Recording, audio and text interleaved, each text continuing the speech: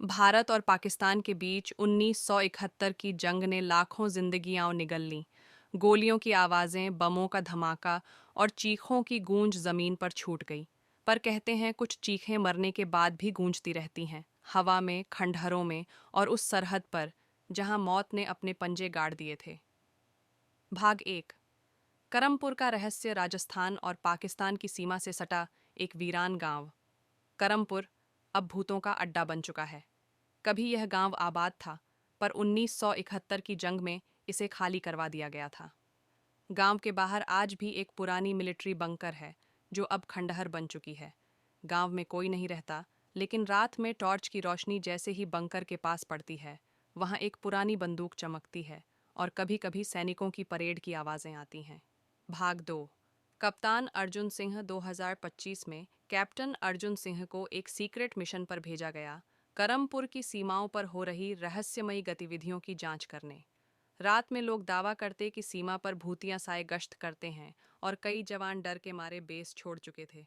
अर्जुन ने अपने साथ 4 जवान लिए और चल पड़ा उस गांव की ओर। जीपीएस वहीं बंद हो गया। जैसे ही वे गांव पहुंचे, हवा भारी हो गई, जैसे कोई अदृश्य ताकत उनकी निगरानी कर रही हो। भाग 3। पहली मुठभेड़। रात के 12 बजे अचानक जमीन कांपने लगी। धूल का एक गुब्बार उठा और भारतीय सेना की वर्दी में कुछ परछाइयां प्रकट हुईं। उनकी आंखें सुर्ख लाल थीं, शरीर अधजले और गोलियों से छलनी।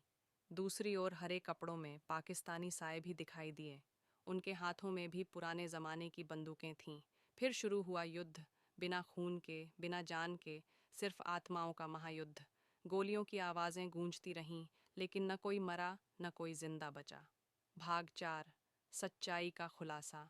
अर्जुन और उसकी टीम ने गांव की मस्जिद और मंदिर दोनों की खुदाई करवाई। वहां 2 जवानों की अधूरी कब्रें मिलीं, एक भारतीय, दूसरा पाकिस्तानी। दोनों दोस्त थे, लेकिन जंग ने उन्हें दुश्मन बना दिया। उनके शव अधूरे संस्कारों के साथ वहीं दफन थे। आत्माएं शांति चाहती थीं, लेकिन अधूरी मृत्यु ने उन्हें भटकने पर मजबूर कर दिया। भाग 5। अंतिम संस्कार। अर्जुन ने दोनों सैनिकों के परिवारों को बुलवाया, एक लाहौर से, एक पंजाब से। दोनों ने साथ बैठकर नमाज और अंतिम संस्कार किया।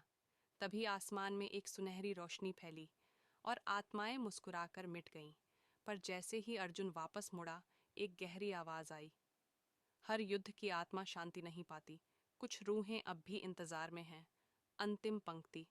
करमपुर अब भी वीरान है, पर वहां कभी कभी रात में वो परछाइयां दिख जाती हैं, मानो कोई अगली जंग की तैयारी कर रहा हो। करमपुर की आत्माएं तो शांति पा गईं, लेकिन अब एक और मोर्चा खुल चुका है। दुनिया का सबसे ऊंचा और सबसे खतरनाक युद्ध क्षेत्र, सियाचिन ग्लेशियर, जहां इंसान तो जम जाता है, पर आत्माएं अब भी भटक रही हैं। सियाचिन की ऊंचाई पर तापमान -50 डिग्री तक गिर जाता है। वहां सिर्फ बर्फ है, हवा है और मौत की खामोशी। 1999 की कारगिल जंग के दौरान एक भारतीय पोस्ट, चिंकारा टॉप, अचानक पाकिस्तानी घुसपैठियों ने घेर ली थी। दोनों तरफ के कई सैनिक मारे गए, लेकिन उनके शव कभी वापस नहीं लाए जा सके। वहां आज भी कुछ बंकर वीरान पड़े हैं। सेनाओं ने उसे ब्लैक जोन घोषित कर दिया है। 2025 की सर्दियों में भारतीय सेना की एक जांबाज ऑफिसर, लेफ्टिनेंट आयशा खान, को ब्लैक जोन की जांच का काम सौंपा गया। रिपोर्ट्स आ रही थीं कि वहां रात में बूटों की आवाज़ें, रेडियो से पुराने सैन्य कोड और बर्फ पर बिना पैरों के निशान देखे गए हैं। आयशा ने टीम के साथ वहां कैंप लगाया। पहली ही रात रेडियो से एक पुराना संदेश बजा, ब्रावो चार्ली, हम फंसे हुए हैं, मदद भेजो, तापमान गिर रहा है, रूहें जाग रही हैं।